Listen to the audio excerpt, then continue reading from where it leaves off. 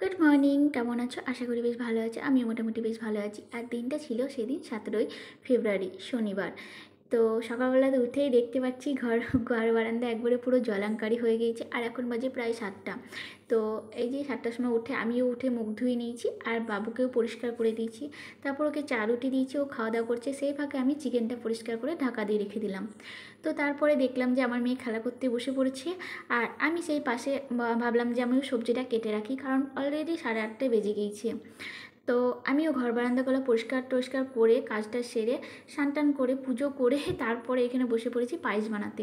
তো পায়েস বানানোর পর ভাবলাম যে যে সবজিগুলো কাটার জন্য বাকি ছিল সেগুলোকে আমি কেটে রাখি।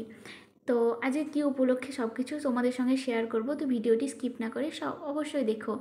তো আজকে হলো সেই পুচকু, আমার যে বাচ্চা মেয়েটা আছে, মানে সোনামণি সোনালক্ষ্মী যাই হোক। তো ওরে আজকে ভাত দিব আমি।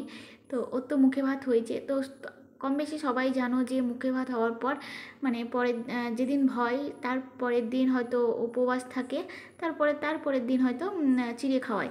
তারপরে হয়তো কারোর বাড়িতে মানে পাড়া প্রতিবেশী বাড়িতে খাওয়াতে হয়। তো এখানে আর পাড়া প্রতিবেশী কোথায় পাবে, আমি ছাড়া কেউ নেই। তাই ভাবলাম যে আমিও দিদি, আর আমি তোর মাসি ওর পিসি সবই।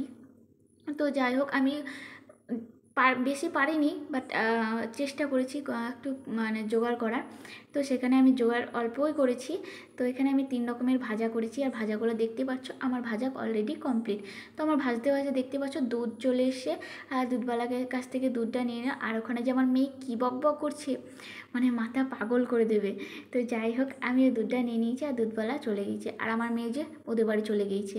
তো যাই হোক, দুধটা নেওয়ার পর এই যে আমার 3 রকমের ভাজা হয়ে গেছে। এখানে ছিল বেগুনি, শিম ভাজা, কলা ভাজা। তো আমি 3 রকমের ভাজাই করেছি। তারপরে চলে গিয়েছি আমার মেয়েকে স্নান করাতে, কারণ অলরেডি 12টা বেজে গিয়েছিলো, আর 12টা বাজলে আমার মেয়ে স্নান করার জন্য বিশাল টনছুতি করে।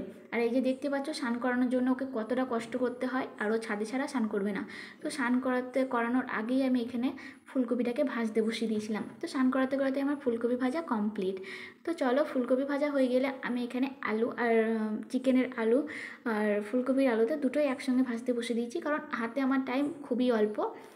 তো ভাজতে বসিয়ে দেওয়ার পর আমার মেয়েকে আমি আবার জামা টামা পরিয়ে দিয়েছি। তারপরে এই যে ওকে বলেছি এখানে খেলা কর। তো যাই হোক, সব কিছু ঠিকঠাকভাবে হয়ে গেছে। আর এখন বাজে প্রায় 2:30। তো আমার রান্নাবান্না কমপ্লিট হয়ে গেছে এবং ধোয়া মাজাও হয়ে গেছে। আর এখানে আমি যে থালিটা সাজিয়ে নিয়েছি। তো থালিটা কেমন লাগলো অবশ্যই কমেন্ট করে বলবে। আর থালিতে এখানে ছিল ভাত, ঘি, লবণ, বেগুনি, শিম ভাজা, কলা ভাজা, চাটনি, দই, পায়েস, ডাল, আলু ফুলকপি, চিকেন, আর ছিল মাছ আর স্যালাড। তো যাই হোক, আমি বেশি কিছু জোগাড় করতে পারিনি, বাট আমি যতটা সামর্থ্য মানে যতটা আমার সম্ভব আমি ততটাই মানে জোগাড় করেছি। কিন্তু সবারই ভালো লেগেছে। আর এই যে আমাদের পুচকুটা মানে খাওয়ার জন্য বিশাল চনছুটি। তো চলো, এখানে খাওয়া দাওয়া তো কমপ্লিট হয়ে গেছে। তারপর একটু ছবি টবি তুলে নিয়েছি। তারপরে এই যে আমাদের পুচকুটা এখানে হামাগুড়ি দিতে লেগেছে। তো বেশ ভালো লাগে, খেলা করে। আর তারপরে আমি খেতে দিয়ে দিয়েছি সবাইকে, আর আমরাও খেয়ে নেব।